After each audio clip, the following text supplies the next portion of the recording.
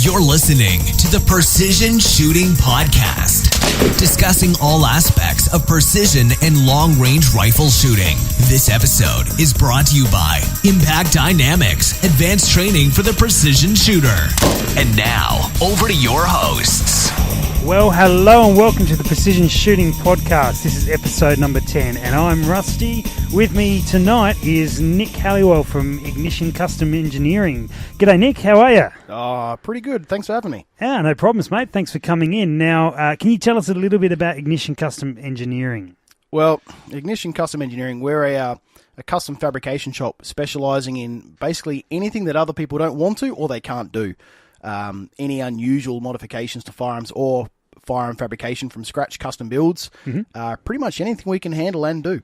Yeah, right. So that's pretty. Is that pretty different to what's out in the marketplace? We've tend to found that not many people do the sort of work that we can do, or they just they tend to steer away from it. They throw it in the too hard basket. A lot of people like to. Yeah, we change triggers and we do a bedding job, and that's gunsmithing. They don't think about the ground up fabrication or making a part from scratch that takes a day. Yeah, right. Okay, so we're certainly going to get into a little bit more about that as we go along. But how did you get started in this industry and progress to the point where you ended up running a business in it? Sort of wouldn't say a long-winded story, but I'm ex-military. I was an Armoured Corps driver, used to drive APC carriers and the reservists. And obviously I got to play with 50 cals and all sorts of other stuff. I'm actually a toolmaker machinist by trade, so I used to make high-quality tooling for a lot of large companies that a lot of people would probably know. And later on, I decided to sort of expand and get into other areas and through my career, and eventually an advertisement went up one day for a fitter machinist, qualified machinist that needed a firearms license. And I thought, I reckon I know what that is.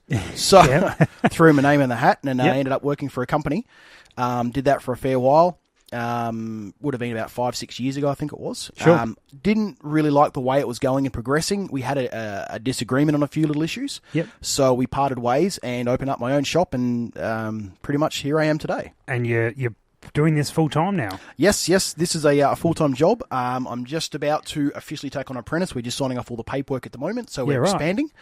We're doing quite well out of it. So the growth is going good. Yeah, we're doing quite well. And how long has that been running for, Nick? Ignition Custom's been up and running for about 2.5 years, I think, but I've been solo in there now for basically about a year, full-time for a year. Yeah, right. And now you're taking on another one. Yeah, I've got enough work to keep me going. That's keeping you busy. Excellent. So what would you say the majority of your work that you do, what's it based around? I'd have to say the majority is...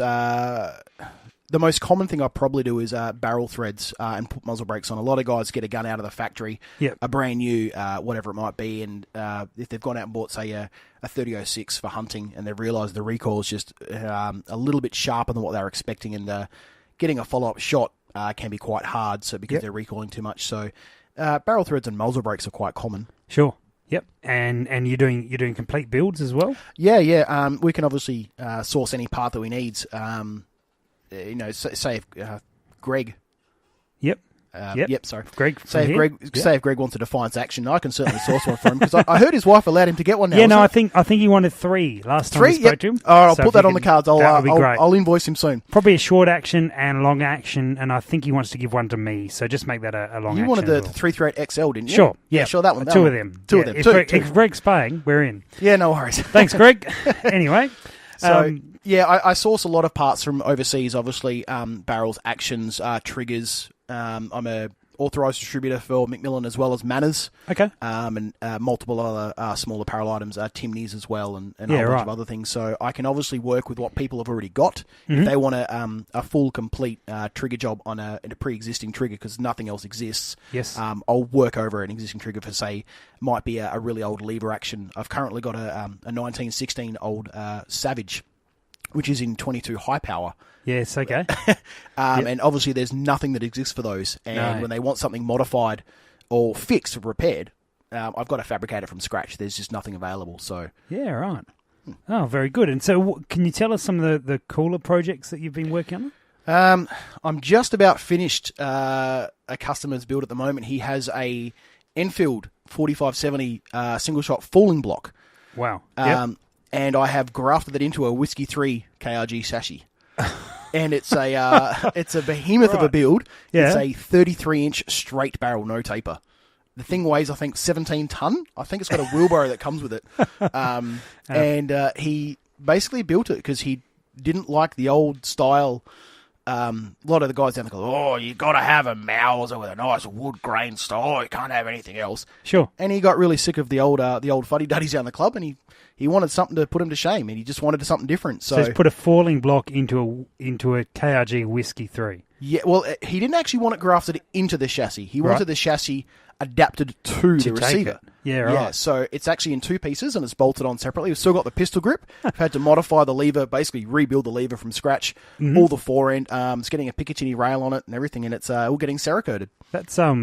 That's certainly a bit different to what I was expecting you to say, but Yeah, that's cool, man. That's one of the ones that I've got. I do a lot of 7615 or 7600 pump rifles, a lot of conversions for those. What sort of conversions do you mean? Well, the current one which I've got in the shop, which has gone off for testing and come back again, we're pretty happy with now, is it takes 7.62 by 39. The old international people know it as the AK ammo. Yes. But locally it's the SKS. Yes. Yep. And it also takes the proper 30-round SKS magazines. The SKK magazines to go with it as well. So the receiver's been completely modified. Yeah, wow. And everything else it's had a lot of extensive work on it. We also put an M16 style extractor claw on it, so the whole bolt was rebuilt basically from the ground up. Yeah, wow. Because nothing existed for it. And obviously we came across firing pin issues that came along with that. Obviously then the trigger mechanism was, the fulcrum point was different, so we had to modify part of that, and then the spring rate was down because steel case ammo's got a little bit harder primer on it. So we had to modify a fair few things to get that thing to cycle properly and function. But yeah, now we've actually got it running pretty good now. So he's coming back down very shortly to pick that up, and that's for an interstate customer. That's very different. Yeah, so you obviously do you do trigger jobs and bedding and all that sort of gear as well? Yeah. We do most of the custom builds I do. A lot of people tend to bring me an idea, and they'll say, "Listen, I want to build a gun for long range, or I want to build a gun for hunting. What options do I have?" So we'll basically go through what sort of style of gun they want. Some guys like Remington, some like Tikka, some like Howers. There's also, variety is the spice of life. So they'll say, "I want a gun that shoots this style of shooting," and then we'll start to figure out the concept of what they want. You're not going to walk into a car dealership and say, "I just want a new car," and they're like, "Well, what do you want?" You go, "Oh, it's just a new one that's really fast." So you've got to figure out exactly what sort of style of shooting you want, whether it's hunting, long range, target shooting, club shooting level. High accuracy work for bench rest, all that sort of stuff. So there's many flavors that people can sort of head into. So I have to try to figure out what they want at first, and then we'll tailor a package. But yeah, I certainly do full accuracy builds. We accurize action beginning to end, spiral flute the bolts, do all the bedding work, change out the recoil lugs, mix and match basically anything they want. But all the machining's done by hand. There's no CNC. So if they want spiral fluting on the bolt or custom whatever they want, it's all by hand, all personally done. Right. Yeah, wow. So, obviously you do all the standard sort of gunsmithing stuff, but on top of that, you pretty much won't say no, almost, it sounds like. We haven't said no yet, which is much to our dismay sometimes. I bet, We've had some very, very interesting projects. One guy at the moment, he wanted a 50 cal pump action rifle, and he couldn't figure out a way to do it. Yep. So we basically came to the conclusion, I coaxed him into the position. I've said, "Listen, if you're after the 50 cal, why not go for the 500 Smith & Wesson?" Yes. And he's very interested in that cartridge, and he likes the idea of it. And he originally thought 50 Beowulf was going to be the way to go, but with the pricing and the bolt face, whatever else. But because the 500 Smith & Wesson's got a nice rim on it, he said, "Well, where am I going to get a pump action?" So we're looking at converting a pump action shotgun down to category B to work. So yeah, we get all sorts of flavors, and if people can imagine it, I'll do it. Yeah, give it a crack. Yeah, why not? Sounds good to me. I like the attitude. That's good, mate. That's good. And so what have you got planned for the future? Have you got any developments that you're working on? Because I know you've done a few sort of products here and there that you've released as independent products. Yep. I do a lot of work for the Australian market. We obviously know the Adler lever action shotguns. Sure. My current record is 13 shots on one of those, extended magazine tube. Yep. Much to the dismay of many of the local authorities, but there's no law against it. Actually, the law specifically allows it. So I do a lot of the +2 tubes, which are a 7-shot capacity +1 in the breech. So it puts it back to where it was originally. Yep. And as well as making a +5 tube for a 28-inch barrel, it sits exactly flush, so it's now going to be a 10+1 capacity. Okay. A lot of the IPSC shooter guys are very interested in those, and we've got a few of those guys for sure. working towards that sort of that application. Yeah, absolutely. And you've got you do conversions for 7615 in terms of barrels as well, I've seen. Yes, I do a lot of real lot of 300 blackouts. I've done. We don't really know. About 40 or 50, I think, is what I've done. Wow, yep. That's in 300 blackout. I've obviously done... I did a 22-250 for a guy, a professional roost shooter. I work with a lot of D-class professional shooters. Yep. So a lot of helicopter cullings and that sort of stuff. And one guy had an extreme amount of 250 ammo that he was able to get a hold of, and he wanted to get rid of it the quickest way possible. So we converted a pump action into 22-250, and the first weekend, I think he got 70 roos straight up in just like a 48-hour period, and he was loving it. Right. Yeah, and good. And then it's funny you should mention that though. The barrel itself was actually based on a Seiko A85.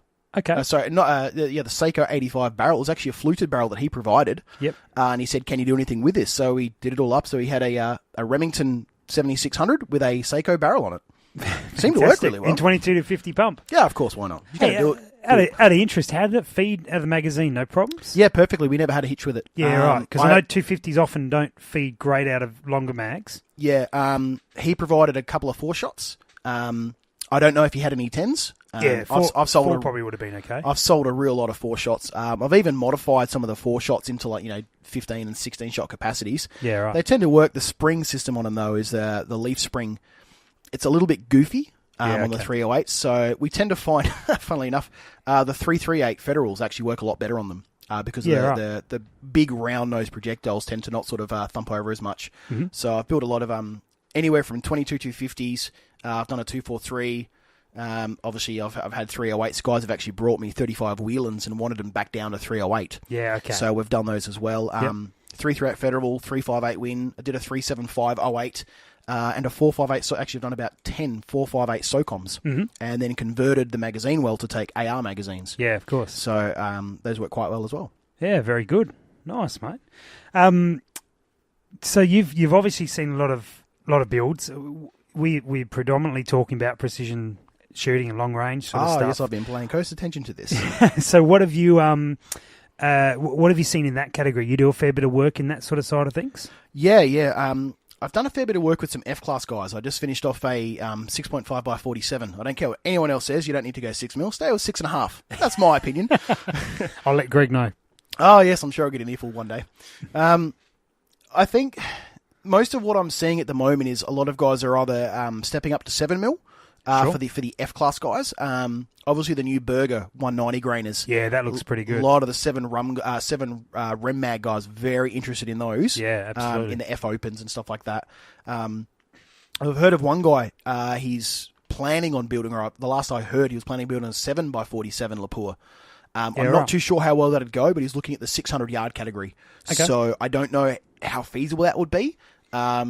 But I think he liked the fact he could run very, very high pressure because of the small primer on it. Yes. So that was certainly something he was interested in, but I only heard of it through a customer.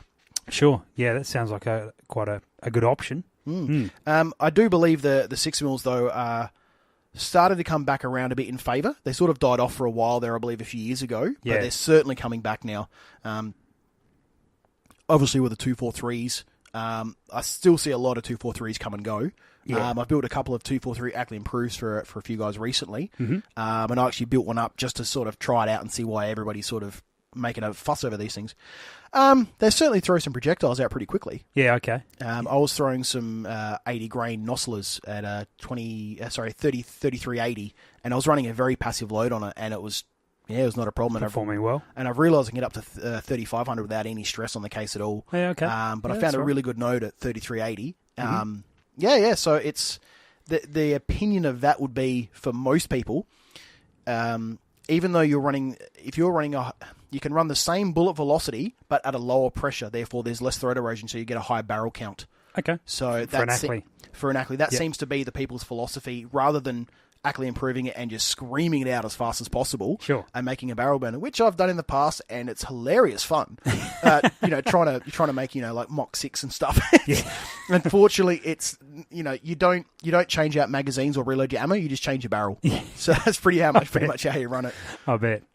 So a lot of people I've found nowadays in the F Open division, if they've got the chance, are actually improving or semi-improving, only going to half bodies and half shoulders. Okay, yep. And actually running the projectiles about the same velocity, but they can use lower pressure, which means they're actually staying on the node longer. Mm-hmm. And for an F-class shooter, that seems to be what they're chasing, more consistency rather than velocity.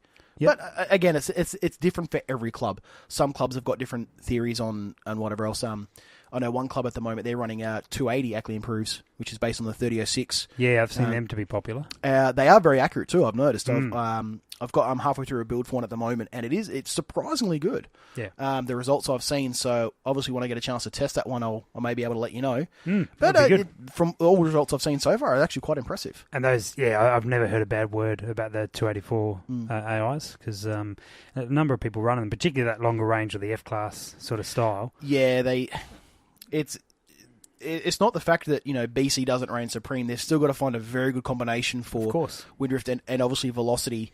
I mean, as you guys have been talking about, I've been following the podcast, there is a lot of factors that come into it. And when you're trying to make consistent, possibles, or you're trying to get some really good, high X counts, consistency is key. Yes. So if you have to sacrifice 200 feet a second, but you're incredibly consistent, that's what people will chase. And currently, I believe that's a very good way of doing it until someone shows me a better technique. That's currently what I think is good. Well, that's the thing. We're always evolving, isn't it? If we asked you your thoughts 2 years ago or 3 years ago, you'd probably be different to where it is now. It certainly would be. Mine would have been as well. Yeah, well, I've never liked the small calibers. No. The small calibers I tend to find are a little bit barrel burnish. What do you define as small, Nick? Anything in 22 cal tends to irk me a little bit. Right. I built a 22 Middlestead for a guy. Which is a 243. 243. Yeah. With a semi-improved shoulder. It's only about a 3-degree improvement. Okay. And we were getting about 40. The last one we shot was a 36 grainer.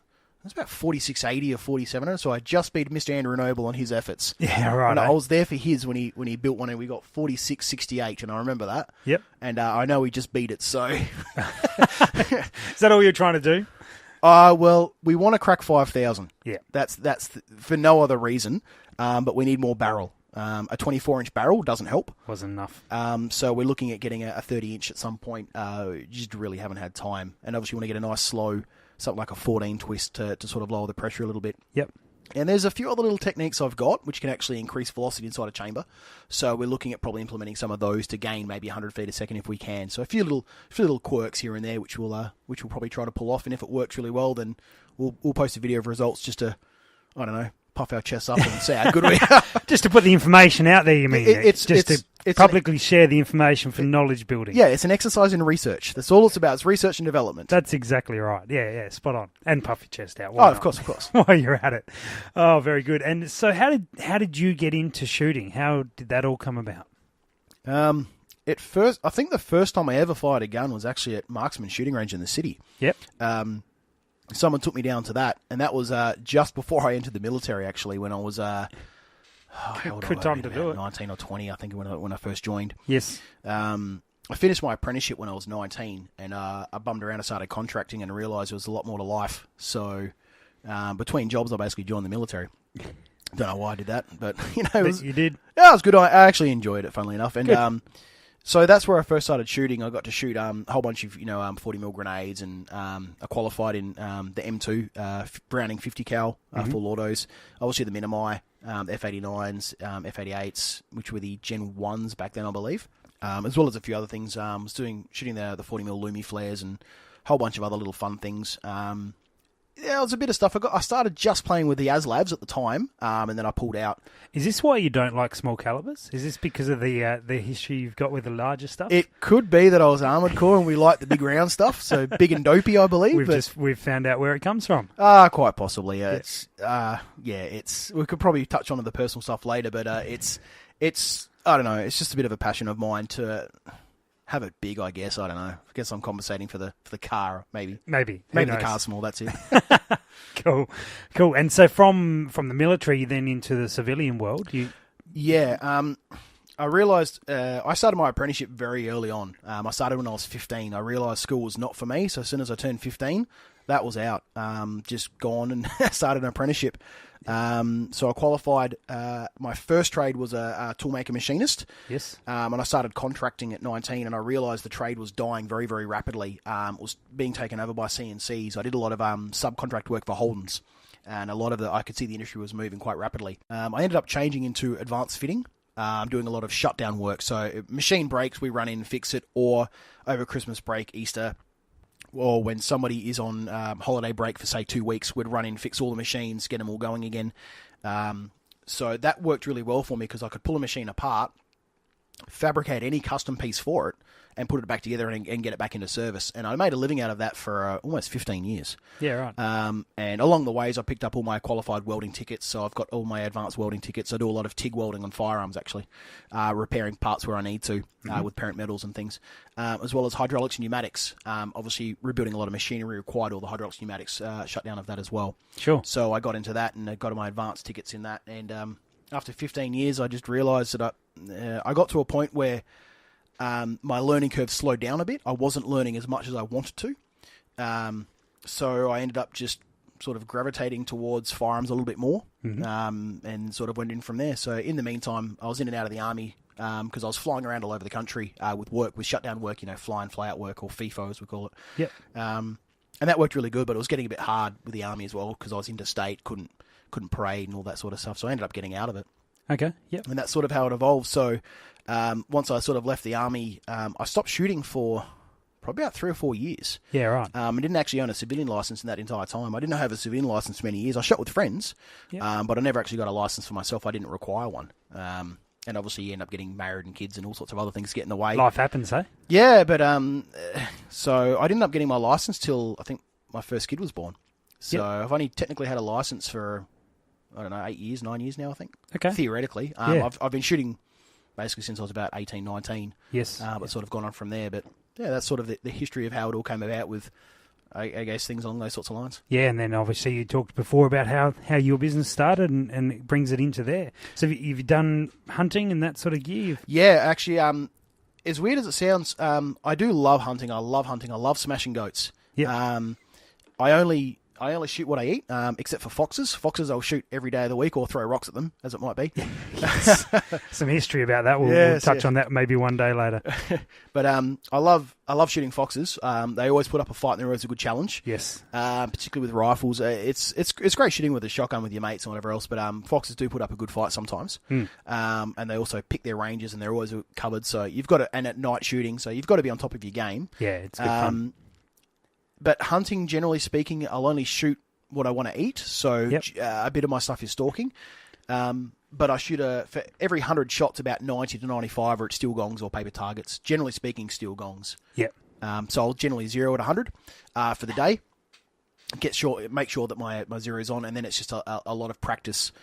So when I do actually go out and shoot, my hit ratio is, I believe it to be fairly good. I mean, I do still miss. I'm not perfect. Of course, we all miss.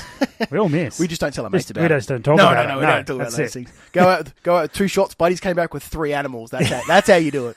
So, that's right. So yeah, I enjoy going out. Most of my hunting's actually done with lever actions in iron sights. Funnily enough. Yeah, right. Perfect for this podcast. Yeah, spot on. I do enjoy folding goats in half with 45-70s. Right. Or 444 Marlins. I just picked up a new 444 Marlin. Mm-hmm. I've got some weird calibers like that. I don't know. I just nothing wrong with that. Like lever actions, so I'm sort of into it. Yep. I guess because I work on some very high end quality guns during the day, and a lot of handguns. So I do a lot of handguns, heaps of IPSC handguns. Yeah, right. And because of that, I guess I sort of get back to basics. But when I shoot long range, I've obviously got my own, sort of high end rifles. I've got a few. I've got to have the part to shoot. So of course. So tell me more. What are you doing with the long range stuff? Well, I've got one that you guys would probably enjoy is a 260, 260 Ackley improved. Yep. I end up throwing the 139 grain Lapurs at 3,030 feet a second. Yep. So that definitely scoots them out there. It's pretty accurate. That works quite well. as weird as it sounds, it doesn't quite settle down at low, say close range, say 200.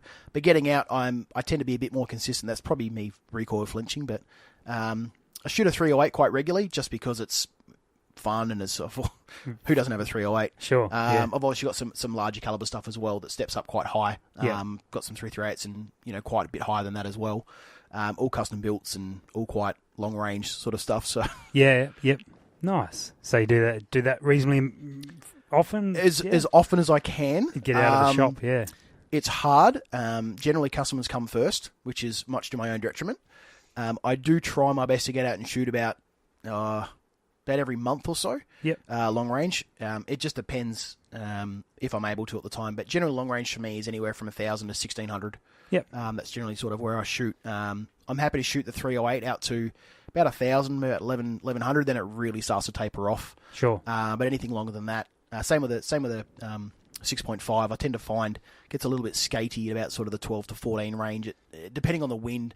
I actually tend to find the heat in the day affects it quite a bit. So if it's cooler in the day, and first thing, and obviously where I shoot, by 9 o'clock in the morning, it's about 40 degrees. One of the properties I shoot at, sure, because it's a big open spot, and the sun first part of the day comes and looks at you. Yes. So we get out there really early in the morning, or we get out there really late at night. But it can affect it quite rapidly. Yeah, absolutely. Now you get to work on all sorts of actions and barrels and that sort of gear. Have you got any sort of preferences? Is there some stuff you really like at the moment? I like working on Remington or Remington clones. Right. I generally consider them the Barbie doll for men.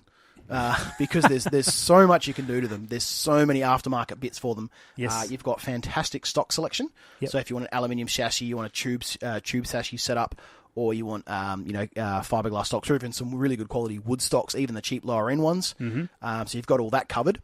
Obviously, the action itself can be accurized basically as far as you want it to go. Most of the accuracy work I do nowadays is actually on Remington 700s, rather than people trying to buy in a large, say, a Defiance, Pierce, whatever it might be. The turnaround time for those is horrific. It's huge. Yeah. So that's why most people end up buying an action. Mm-hmm. We look over it and then we start accurizing it from there. We'll flare the ejection port, side bolt release, put a really large recoil lug on it, pin that out. Obviously do the bolt work. We'll put a M16 extractor on it. Obviously you've got aftermarket triggers. Awesome amount of Picatinny rails. If you want a 0 up to, I think about 45 is about the biggest I've seen on the shelf. But I know there are guys who run bigger customs. Some guys run upwards of, I think 47 is about the highest I've heard. That guy's running on a ticker, but I think there's a little bit higher than that. There is, yeah. I've certainly seen up to 60 MOA on a there rail. You go. So, and more. I know custom guys get them for those sort of 3 kilometre guns. There's all sorts of stuff that they run. They have rings that are built on ladders. Yeah, that's right. Absolutely, platform rings. Yep. Yeah, nice. I tend to I do a lot of work with Howes at the moment. The price boat seems to be very, very good, and you can buy a barreled action brand new with no stock. Yes. So that actually saves people a few dollars if they want to choose their stock and put it on from there. Yeah, it makes sense if you're going to change your stock straight away. And you can get one without one. Exactly. And the best thing about Howe, my personal opinion is, they're actually based on the old Seiko L579s. Okay. They're actually the same action, just restamped. Japan bought the entire factory. Yeah, right. So they are built on Seiko, so they're very, very good for what they are. The original ones. So they've changed them over the years now. So there are a few differences. They actually got sued for it. So they should. Right. I think they copied them too well. So I do a lot of accuracy work on those. They respond very, very well. And they're out of the box. They just shoot so well, I've noticed. I tend to find the best trigger out of a factory gun would be a ticker. The factory triggers, Timneys don't even make triggers for them anymore. They stopped making them, so that I found quite surprising. It's really hard to get a replacement trigger for a ticker. Yes, I know there's something I'm working on, but it's hard. There's not many. There's not many. We can certainly. I mean, I've played with tickers a fair bit, and I've got. You can get their trigger good, can't you? I've had them down to about 8 ounce. Yeah, and they end up getting a little bit scary. But it is nice to change a few little parts out. The biggest problem I find is changing the fulcrum, because that way you don't get any slam fires. Sure. But tickers themselves are very good barrels. Their barrels, I believe, are better than some of the aftermarket barrels. But their actions themselves are just woefully made. They're terrible. Tickers are just do not like at all. Okay. They don't respond well to accuracy. As you would know, one of the custom builds I built for someone in 22-250, I can certainly make them work, but they do have to have a lot of work. A common thing I do is actually put a Remington-style recoil lug around it. Yeah, well, that makes a lot of sense, doesn't it? Because the recoil lugs on the chiggers are not... It adds a lot of bearing surface. We go from basically a 3mm interference fit on the where the receiver fits into the stock on the aluminium lug. Yes. There's 3mm of clearance. There's 3mm of interference on there. Yes. And we put that up to a really large recoil lug, and we turn that into 12mm. So it's a lot more surface area. So it's basically a 400% increase in bearing surface. Yep. And it's all the way around the barrel rather than just in one area being localized. So it actually reduces stress on the action screws as well. So doing little things like that certainly does help it quite a lot. I don't like the fact they're a mid-length action. They're either too long for a short action or too short for a long action. Their throats are really deep. You can't set your projectiles that far. There's just so many little things like that just irk me about them. Their thread size is odd. It's a metric diameter with an imperial thread. Right. And that's just dumb. Okay. So things like that, they just don't seem well thought out. Yep. But saying that... they shoot well. They do shoot well. Like I said, their barrels are excellent. They do shoot well. Once you do accurize them and you change them up a little bit, I mean, I've certainly had, I've had some, quarter MOA Group 5 shots. We can certainly make them sing with a factory barrel. They do work. Yeah. But to really get them into that really small group range, you do have to put a fair bit of money into them. Whereas I tend to find other guns you don't have to put as much. Yeah, right. So it's horses for courses. Absolutely, and I'm very curious to know, perhaps for Greg's sake, when he buys it, if he's going to buy this Defiance. Or no, we've ordered them, haven't we? Oh yeah, there's 4. Actually, I better get one too. 5. Thanks, Greg. Of those sort of aftermarket actions, what's your preference that you've seen working well? I currently tough have questions. Tell you what, when I get one down, it's being sent over very shortly. It's already in the country. Yep. A mousing field. Ah, right. We've got one of the first mousing fields coming over for a full build, which is actually going to be a 280 Ackley. Yeah, right. For an F-class shooter. So that's going to be quite interesting. He's using a True Flight 7mm barrel. It's a 32-inch. So they're New Zealand, aren't they? New Zealand, correct. Yeah, cool. Yes. I played with a fair few of those. Even though they're button rifled, I remember you having the talk about the button rifle before. I think we established there's nothing wrong with button rifle. There's two trains of thought on barrels. Yep. If you're running a cut rifled barrel, yes, you don't have the initial stresses put into the barrel, so it actually follows the contour of the barrel very, very well. That's right. Yep. When you make a button rifle barrel, you have to do post-stress relieving before you can do anything to relieve all the stresses. Yes. And bad quality steel tends to unwind like a corkscrew. It does actually wind itself out a little bit, and you can't see it with the naked eye, but you can actually measure differences in the barrel. We use things called range rods, and we drop them down the barrel, and they've got very, very tight fits, and they won't actually fit through on certain brand barrels. Okay. So little things like that we can actually detect, and so we can actually start pressing them to straighten them up, it's actually quite a common technique that factories actually use to straighten barrels. Yeah, right. Shotguns have done it for years. Sure. All that sort of stuff. So, the True Flights are very, very good. They're hand lapped. Every one of them hand lapped. Yep. And I've never shot a bad one. Incidentally, Madco barrels, all button rifled. Yep. And every Accuracy International rifle is made with a Madco. Yeah, right. So, good old Neville back in the day was from England. He came back over and he started Neville Madden, started Madco, and his biggest client is actually AI. Yeah, wow. Accuracy International. So all the barrels actually made on those. Yeah, well, that was the last figure I heard. Whether they've sourced otherwise, but sure. Last I heard last year, they're still doing it. Yeah, okay. Because I know Madcos are certainly rate very highly. I've never shot a bad one. No, never shot a bad one. They are very, very good barrels. Yeah, absolutely. They got hard to get for quite a while. They did because they had a big contract to fulfill. Yeah, so funny that. Yeah, funny. Yeah, it's amazing how things like that work. Sure. Yeah, nice. I will say though that a few years ago, Madco did have a very bad batch of barrels. Their steel they actually imported. Their barrels actually split. Yeah, they were shooting someone, they split, and they put it down to the quality control of the barrels they were buying was actually the cause of the problem. There wasn't the workmanship, was actually the steel actually failed the test. It shouldn't have passed QC, but it came out, so it was nothing to do with them. Yeah, right. But they did recall quite a few barrels, from what I understand, 50 to 60 barrels. But now, all good? Oh, that was years ago. That was, from what I understand, 8 to 10 years ago. Yeah, okay. So it was a long, long time ago, but they... So if you put off Madco barrels, maybe give them another crack. Yeah, I can vouch for them. They are very, very effective barrels. They are very, very good shooters. Like I said, I've never shot a bad one. They always work. Excellent, but you haven't asked my question. You've talked about the Morsing field, but we've strayed to barrels. What about actions? Where are you sitting with those? I've built a couple of Pierce. They're always good. They're well priced, actually, aren't they? They are, actually. They're very, very good. They don't get as much credit as people should give them. Sure. They're always good. Obviously, Stiller is a large one in Australia. Stiller have always been in and out. I've got a couple of those. Shot some Pierce. What else have I built on recently? Surgeons? Yeah, I built one Surgeon. I've built one Bat. Yep. The biggest factor comes down to price with a lot of those sorts of guys. Of course, yeah. That seems to be the issue. Build a couple of Barnards here and there. They're always good. Yep. Triggers are very funky on them. Okay. Do they take the normal Remington style trigger? Or No, they've got their own special proprietary one that works quite well.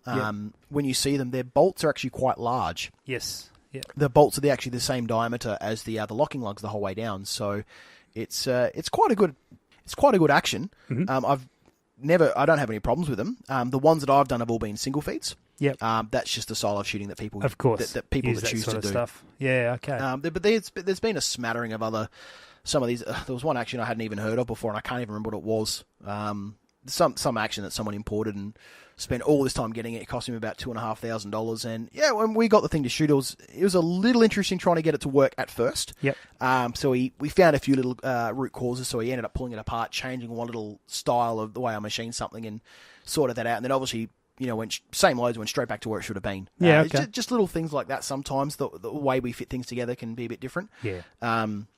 But yeah, I guess I've probably done most of the actions that people know of, as most gunsmiths would have. Sure. Worth their salt. So, but I tend to find most of them are about as good as each other. Yep. Any aftermarket one, they're very high quality. It's going to come down to a lot of personal preference, the way you like the bolt or this or that. Comes down to options. If you want like a 6 degree lift, 30 degree lift, you can obviously get some that are very, very small, like some of the pull actions, like on the Browning Morels, sorry. Yep. They're obviously, I've even worked on some of those. Some guys have wanted some, custom modifications onto those, and so there's all sorts of flavors of actions out there that seem to work. It's really up to what the guy thinks is going to work for him at the time. Brilliant. Most of what I see though is, generally speaking, the 2-lug setup. Occasionally get some of the Seiko 85s and things like that, the 3 lugs. But most of the time you end up getting the 2-lug setup, and realistically, most of them are about the same. If they're built on a Remington, they're all very, very good. Yep. So as you're just chasing options if you want a pinned rail from the factory or not. Yeah, okay. But I end up pinning them anyway. So it's, it's a moot point, really. Yeah, absolutely. Now, the other thing that I know you mentioned, and I know you do, is Cerakoting. Yes. Which I'm a big fan of, but tell us why that would be, for those who don't know, why it's a useful thing. Cerakoting. For those who don't know, Cerakoting is a ceramic-based paint.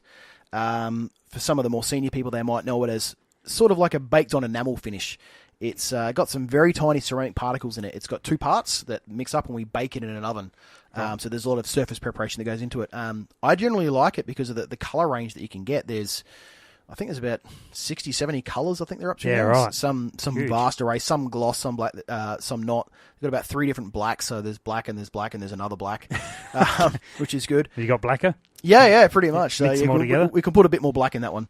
Excellent. So the reason I like Cerakote is because it's very, very hard wearing. Yeah. It's also inert to basically any chemical I've ever thrown at it, or your typical, your Hops number 9s or your Vortex or anything like that. It's never really had anything eat away at it like some of the other finishes I've seen. Sure. And because of that, and it's also very, very rust resistant as well. So I struggle with this a lot.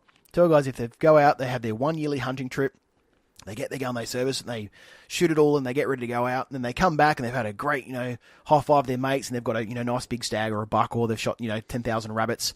Yep. They bore snake out their barrel, or they do something else with it, yep. and they put it back in the cupboard. Yep. And they haven't pulled it out of the stock and cleaned under it, and there's still dirt and grud. And then they come back to me the next year, and they go, oh, by the way, I've noticed all this rust under the barrel and my magazine doesn't work properly. Cerakote will help alleviate that a lot. Yes, a huge amount. It's at the end of the day, it's still a painted surface. It's still going to wear off. It's still going to, it will scratch, but it is a lot more wear resistant than anything else. They take a fair amount of hits, though. It does, and it's also very good under heat as well. So it's not going to peel or discolor when you put any sort of heat through it. So if for some reason you do run a small barrel and you run for a lot of the pump action rifle guys, They just want to stay black. Or some guys have got a very dark grey colour. Yep. And 35 Whelan, if they pump 4 rounds out of that very quickly in a little tiny sporter barrel, it's the size, heat up quick, size isn't of a it? pencil. Yeah, I've seen some of those things get pretty toasty. So it works very, very well under some very stressful conditions. Yep. I tend to find. Yeah, so that's why I'm a fan of it. Plus the colour range. A lot of the IPSC handgun guys. I do a lot of duotone layups, so a lot of masking, and stuff like that. So a lot of special colour combinations and things. So that seems to work quite well. Brilliant.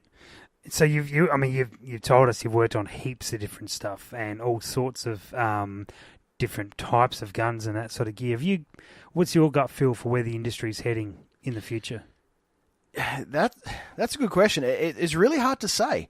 It's one of those things that I tend to think that the long range category, I'm having more and more customers every week come in asking about long range, asking about how do I get into long range, what gun do I need for long range, what equipment do I need, and they might bring in a gun and say I've just bought this, Remington 783, and it's in the plastic stock where you can twist the fore end, and they get a cheap scope on it, and they've bought the whole thing with a gun bag and a pack of ammo. It costs them $1,000 with a bipod. Yep. And I can honestly say, God bless those people, because they've gone out, they've bought something that they think is good, and they like it, and they go out and they shoot and they practice, and they practice and they practice and they practice.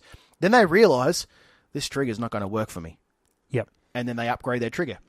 And then they go out and they say, well, this is going really good, but this stock's got too much flex in it.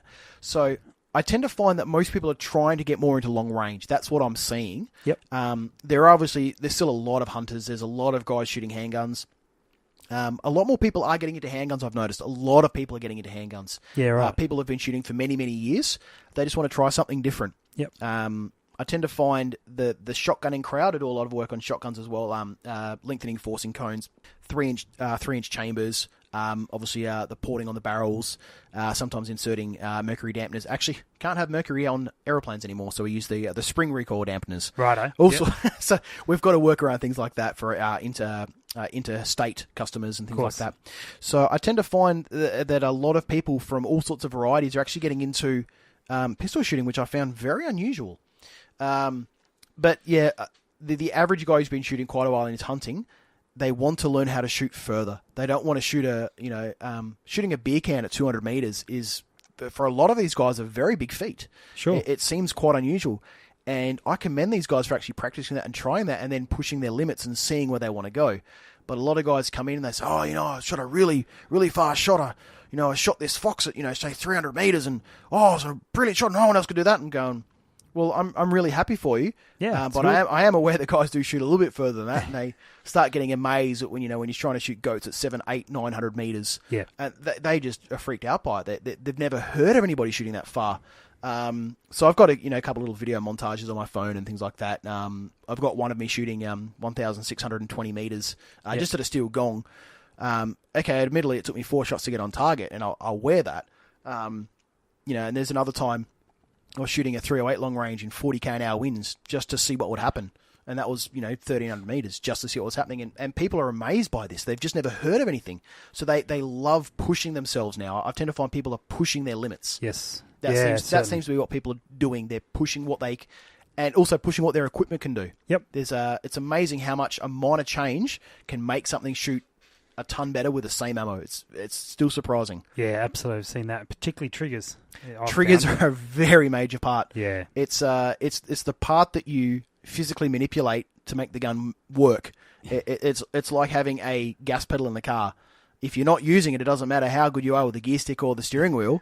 It's not going to go. It doesn't matter. So if it does go, you're in trouble. And if you've got a really sticky accelerator, you're going to have a bad day. Yeah. So if you have a bad trigger, you're not going to release the most potential out of yourself or the firearm. Well, I've got a question for you then, Nick. Sure. If you're going to, you've seen all manner of gunning, you've seen all manner of shooters getting. Fortunately, yes.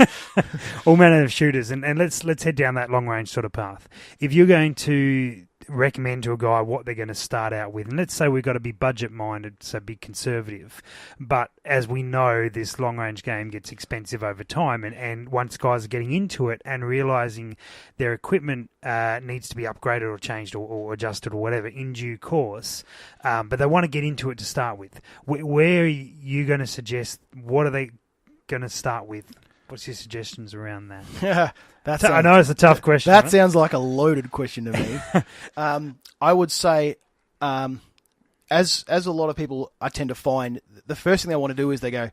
I even had a wonderful guy. He's a good customer of mine. Actually, he's a really nice guy. He spoke to me today, and he's going, "Oh, I want to get big. I want a 3 throughout Lepore." I said, "Why?" And he goes, I just want a big 3 throughout Lepore." I said, "Is it to basically brag to your mates?" He goes, "Yeah, I just want the biggest gun." I said, "Well, that's not big. I've got bigger than that. As big as you want to go, we can probably get out there." Yep. But I said, it's not going to be feasible. I said, if you're shooting beer cans at 200 meters, that's a very expensive beer can you're shooting at. I think it's somewhere in the vicinity of about $5 notes you're throwing out the barrel. And, well, if you're buying factory, it's a lot more than that. Yeah, well, there you go. So I tend to find my general advice of guys who are new to the sport, what I consider long-range shooting, I tend to call it field shooting. Yes. Obviously, if you guys want to call it precision rifle or things like that. But I tend to find most guys, I don't call it sniper or tactical, because actually a lot of customers hate tactical. They hate the word, and they go, "What does tactical mean?" I'm like, well, I don't really know. I think it means functional. If it's functional for you, then it's tactical. Because what works for you is not the same for someone else. So that's why everybody thinks it's different. I could be right or wrong, I don't care. I think field rifle, field shooting is the longer range sort of field stuff is an appropriate way of saying it. Yeah, so I tend to steer people if they're completely unsure and they don't really know, and they want to buy a new gun. Generally speaking, I'll start with a cartridge, which will be 308. Yep. 308, we know will shoot out to 1,000. They've got F-Clash that shoots out. It does, yeah. And beyond. And I've gone out to 1,300 in really still winds and really nasty winds. That's about as far as I could. 1,400 is about the realistic limit, which is further than most people have ever, or even will shoot in their careers. Yeah. They might get an odd shot here and there, but it's only going to be one day in their life. So I generally speak with 308. The reason I do that, it's a standardized bolt face of a 4.473 inch bolt face, which means if they do want to rebarrel down to, say, a 260 or a 243, or say a 6.5 by 47 Lepore, or anything along those sorts of lines, they've got a lot of flexibility. There are actually a few guys getting into the 6.5 Sounds, short action ultra mags. Yes, and depending on the type of gun that they get, we can redo the bolt face, and we can sell the short action and still accommodate for that. Yep. So, generally speaking, I say a short action in 308 is a very good starting point. There's a lot of 30 cal projectiles to choose from. Yes, brass is very, very cheap. There's a lot of factory ammo if they want to start doing it that way and then build up their supply of brass and start reloading. And 308 is a good performer. Think of it like your first Gemini car. Not super, not really good. Sometimes it lets you down a bit, but really at the end of the day, it's fairly reliable for what they are, and if it doesn't work, you hit it with a hammer. And that's pretty much the... So, if it still doesn't work, you get a bigger hammer. Yeah, pretty much. I mean, with the right tools, I can fix anything. With the wrong tools, give me 10 minutes. So that's pretty much the philosophy with 308s when you're reloading. Just put a recipe in it. They seem to work. Then, once they've got that, the foundations, then I'll say get into... Obviously, start looking at triggers. Yes. And then after that, start looking at muzzle brakes. Yep. Once they've got those basic bolt-ons done, this is providing they've got a fairly capable scope. Generally speaking, up to 1,000, I recommend minimum of about 16. Generally, the 18 times about where I'd say minimum. Yep. I know a lot of guys that'll shoot with 14s and stuff like that, and it certainly does work. But I found with new shooters, their confidence level may not be as high with lower zoom. Yep. But then a lot of guys fall into the traps of over-scoping themselves, and when they recoil, they can't see even at 500-600 meters when they're running a 36 or one of the Nico Sterling like 50 power scopes or something. Yes, they just can't see the target. They recoil and they're just gone. They can't see anything. Yeah, they're off. Yeah. So I tend to find over-scoping is also a very large problem for new shooters. But certainly seen that before. I tend to poke them in the something in the 6 to 18 category. They can still hunt with a 6 to 18. They can still shoot with it effectively off a ute at 100 meters. 6 powers. Great for shooting foxes. It works really well at night. Yep. But they've still got the flexibility if they want to, punch up to say 18 or somewhere around that vicinity. Yes. It works quite well. So if they, the next morning they want to have a bit of a bragging session, and they put a common one is actually get an old cardboard box, put a couple of rocks in it, and put some paper on it, and just go out and shoot it and have someone spotting it, say 500 meters. And then you go up and you see who's hit it, see who hasn't. That's a bit of fun. If you don't have a steel target, cardboard boxes always work. Yeah, that's true. And that way you got to see the dirt kick up and whatever else. But it's a quick and effective way of doing it. But I'd say 308 for new shooters, and pick a platform that they're comfortable with. But I tell them to look at the aftermarket gear first. before they even decide on the brand. Yep. They generally pick the cartridge, and then they'll pick the 300 Win Mag is also a very good caliber. Yep. But new shooters will always point in 308 just because of the recoil factor. Yeah, absolutely understand. And it's cheaper to reload as well. But then I also specifically say look at the aftermarket kit. So if they want to have a look at a Hauer, say let's just have a look at a couple of stocks what are available. Let's have a look at some triggers. Let's have a look at some Picatinny rails. What can we do with the bolt? We buy an aftermarket firing pin? Can we sleeve it down to make some 62 thou firing pins for high pressure? And I'll walk them through the entire process, and then they'll have a look and say, well, that's really good. But realistically speaking, most of the time at the moment, most guys are going for Remington 700s. Yes. Because they can upgrade them incrementally. So they might get the bolt to me one day, and then I'll put a tactical bolt knob on it. And by tactical, I mean something that works. I was just going to call you on that. Something that works in their hand. So we'll actually sit there and we'll thread it, and we'll try a couple of different bolt knobs and see what suits their hand. Yeah, cool. Or often their conditions. One of my customers only shot at night when it was quite cold. Yep. So we put quite a heavy knurl on the outside of it that he could actually grab. He had with gloves, but he had one finger missing for his trigger finger. Yep. And he had one of those heat packs in his pocket. So he put his finger in his on the heat pack for a couple of seconds, and then he'd go and take a shot. Yeah, right. And so we'd actually put the grip on the bolt knobs because he found it easier to grab and cycle better through the gloves. So we'll obviously tailor it along those sorts of lines. So then we'll have a look at if they're shooting in very dirty conditions such as in the field, we'll have a look at spiral fluting the bolt to clear the dust and things like that. But I tend to find I'll start them off at a basic level. Generally speaking, a 308, and depending on their brand loyalty, it's different for every person. It's hard to say on that sort of. If you picked one, generally Remington 700, just because of the amount of parts you can get for them, very readily available. Yeah, and they're quite well known, and a lot of the quality aftermarket are made for that. So of course, that or a Hauer or a Weatherby Vanguard Series 2, which are the same. Same gun. I tend to find both of those respond very well to accurizing. They work very, very well. The only benefit of a Hauer comes with the M16 extractor built in from the factory, which is a very, very nice option. It's very, very good. And they're cheap, but they don't come with a good stock. So you have to start looking into that straight away. You have to do that straight away. And that's a fair point. And with a scope on top. And I always say, figure out how much you want to spend on a rifle. Yeah. Add $500. And then, basically, that's worth the scope. So if you spend $1,000 on a rifle, you want to spend $1,500 about on the scope. somewhere about that sort of margin. Yeah. So when guys look at spending about $2,000 on a rifle, and then they've sort of put work into it, and they're going, "That's like $2,500 for a scope." And then I'll show them some of mine, and they go, "Here's a cheap scope that maybe a lower end brand, whatever it might be." Yep. In sort of the 3 to 9 category, or the 6 to 18s, or whatever it might be. And they go, "Oh, these are really good." And then I put it next to a $2,500 scope, and they're like, "Yeah, you can take that one away now." So they can clearly see the value in the dollar. But it's a shock for them when they can start making out detail or power lines, from quite a distance away, and that's when they realise it certainly does help. It's them. worthwhile. And showing them first, second focal planes, all that sort of stuff as well. Always been a big advocate for buying a good scope, and even if you're only buying one scope, even across a couple of guns, buying one really good scope. I still rock a Night Force NSX 5.5 to 22 with MLR. I'm a mill guy. I don't care what Sean says. Mill is the way to go. Sean, we're referencing Sean from STS there, but he's releasing mill targets. I don't know if you've seen them. Oh, I was someone who was pestering him about it. Yeah, good. No. So I only like mill. I can work in either natively. I can actually use M08 quite perfectly. I've worked in inches and Imperial for most of my toolmaking life. Yep. Because all the Holdens and Fords are actually obviously coming from America, all Imperial. Yep. So, and a lot of firearms are all in Imperial. So I natively count in Imperial, in thou and stuff. So it's never been a problem for me. So I can actually chop and change, and it irks a lot of people. It actually aggravates people how I can do it. Or I can make a cool in mill or MOA for them, depending on what they're shooting on the fly. Yes. Even though I still shoot in mill. Yep. I shoot mill mainly because I find it easy, and it's metric. It's quite easy to think about. Sure. Once you've learnt the system. Of course. It's not very hard at all. A lot of people think it's daunting. No. But I tend to find it's quite comfortable to use, and that's why I do it. Very good. Now, we may have already covered this, but I'm going to ask you anyway. Can you give us one piece of advice that you can give to those listening, no matter what level that are, the thing that you've found most useful in your shooting career, in terms of a skills-based thing, something people can take away from? What's the most important skill. It's hard to get practice, but practice is number one. Yep.